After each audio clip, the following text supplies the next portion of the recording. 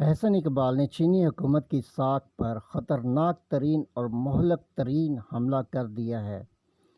اس بیان نے چینی حکومت کی پیشہ ورانہ قابلیت پر سوال کھڑا کر دیا ہے۔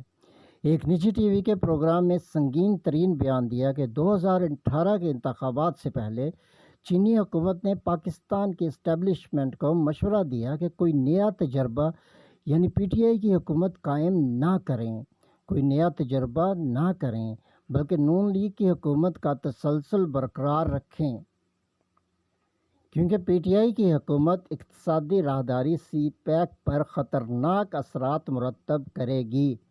اب ہم اس بیان کا تجزیہ کرتے ہیں کہ کون کون اس بیان کی زد میں آتے ہیں۔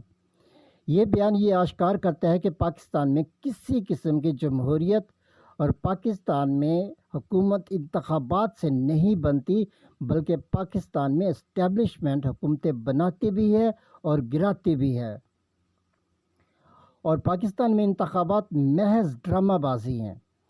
پاکستانی عوام اپنی پسند کی حکومت نہیں بنا سکتے، بلکہ پاک فوج اپنی پسند کی حکومت بناتی ہے۔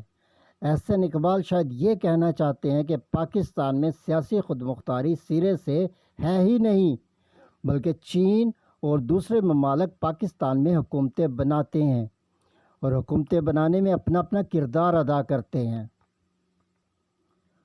ہم سب یہ جانتے ہیں کہ سیاسی خود مختاری کے بغیر کوئی ریاست اپنا وجود برقرار نہیں رکھ سکتی، بلکہ کسی دوسرے ملک کی کالونی بن جاتی ہے۔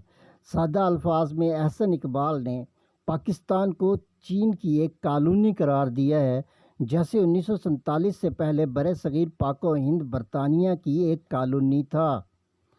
یہ اہم ترین نقطہ ذہن میں رکھیں کہ احسن اقبال کوئی عام سیاستدان نہیں ہیں، بلکہ وہ پاکستان میں حکومت وقت کے اہم ترین وزیر ہیں اور حکومت وقت کے ترجمان ہیں۔ یعنی پاکستان میں حکومت وقت کا ترجمان یہ آشکار کر رہا ہے کہ پاکستان آزاد ملک نہیں ہے، بلکہ ایک غلام ملک ہے جس پر چین نے قبضہ کیا ہوا ہے۔ احسن اقبال سرکاری سطح پر چین پر الزام لگا رہے ہیں کہ چین دوسرے ممالک کے اندرونی معاملات میں کھلی مداخلت کرتا ہے۔ احسن اقبال کے اس بیان سے یہ حقیقت آشکار ہوتی ہے کہ پاکستان 1973 کے آئین کے مطابق نہیں چل رہا، بلکہ مملکت پاکستان محض چین کی مرضی، رضا اور منشا پر چل رہی ہے۔ اگر یہ بیان کسی آزاد ملک کا وزیر دیتا تو اب تک نہ صرف ایسے وزیر کو فوری طور پر ہٹا دیا جاتا، بلکہ اس پر سنگین غداری کا مقدمہ بھی درج ہو چکا ہوتا۔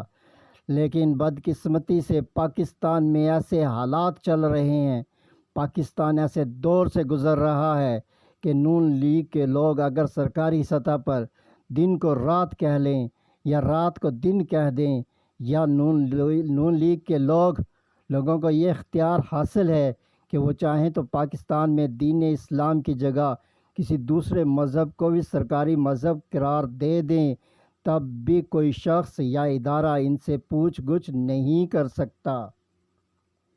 جیسے احسن اقبال نے یہ سنگین غداری کا یہ بیان بھی دے دیا، لیکن اس کے باوجود نہ صرف وہ وفاقی وزیر ہیں، وفاقی وزیر برقرار ہیں، بلکہ اب تک ان پر کوئی مقدمہ بھی درج نہیں ہوا، اور ہم پاکستانی عوام ایسے ملک میں باخوشی زندگی گزار رہے ہیں۔ احسن اقبال نے چینی حکومت کی ساکھ پر خطرناک ترین اور مہلک ترین حملہ کر دیا ہے۔ اس بیان نے چینی حکومت کی پیشہ ورانہ قابلیت پر سوال کھڑا کر دیا ہے۔ ایک نجی ٹی وی کے پروگرام میں سنگین